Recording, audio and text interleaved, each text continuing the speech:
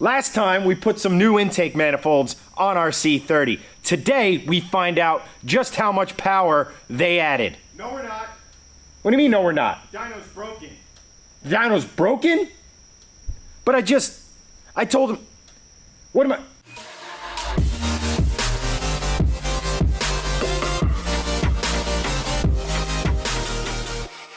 Shifting Lanes would like to thank this month's sponsor, Avalon King Armor Shield 9. Check the link in the description below to go to their website and see their ceramic coating next level product, Armor Shield 9. Use code SHIFT25 to receive $25 off your purchase of Armor Shield 9. We have this on our cars and it is an amazing product. Get yours today. Check the link in the description below or go to avalonking.com and use code SHIFT25.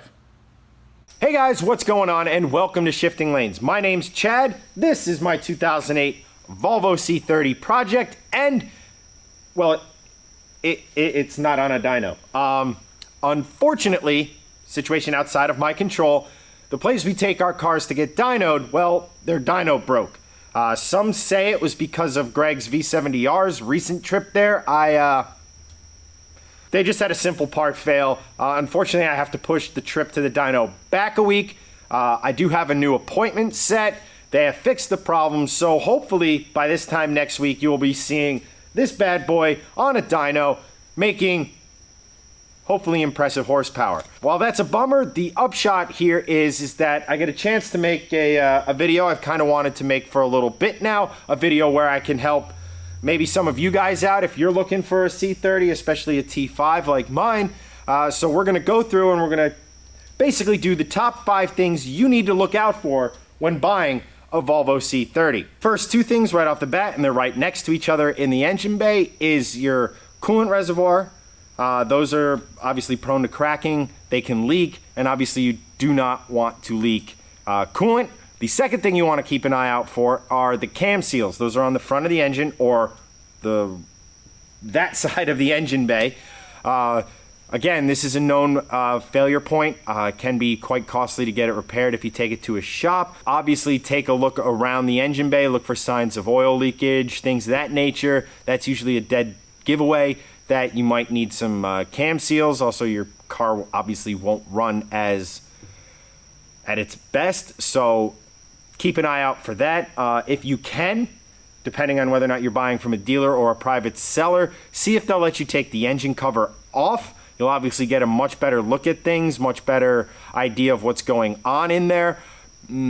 I know some places might not like that idea. However, if it were me, I'd want to take a look. I'd want to see what's underneath there, and if that's going to prevent them from selling you the car, then it might not be the car you're looking for. Another thing on these cars, which are kind of prone to going bad, is your PCV breather system, oil filter housing, whatever the hell you want to call it. That thing basically right in the front of the engine bay that we replaced a bunch of episodes ago.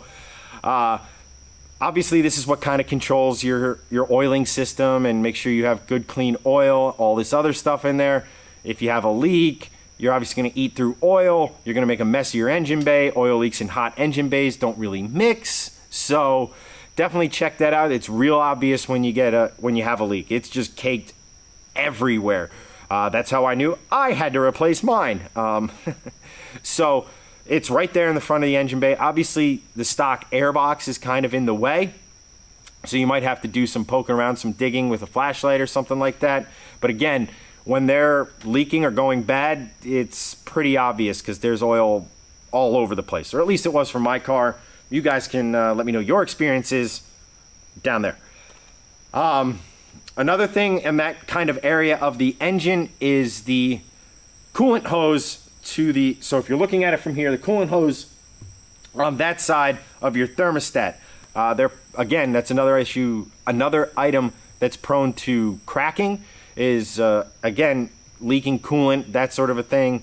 It's something you obviously don't want, especially if you're planning on modding the car or just driving the car a lot in general. You want to make sure your cooling system is 100% up to snuff. Now, I did also have to replace my thermostat just to be on the safe side. I didn't have to replace the hose, Luckily, that was in really good shape. Looked like the job had been done relatively recently. Couldn't quote you a specific time, but it looks like it had been done in the not so distant past. And kind of the last thing, and this is something if you've been following the build, you know I'm kind of having an issue with, and that is the air conditioner. Again, there's these little clutch packs in there, and when they get worn out, they don't obviously engage as they should. So you start to lose the obvious cold air, which being the middle of summer is kind of important. Luckily for me, I don't really drive much unless it's for shifting lanes, or I'm going out for the night, or going to visit a friend, or going to wherever. So it hasn't been a major issue for me. That might be a fall/next spring project for me to get that working.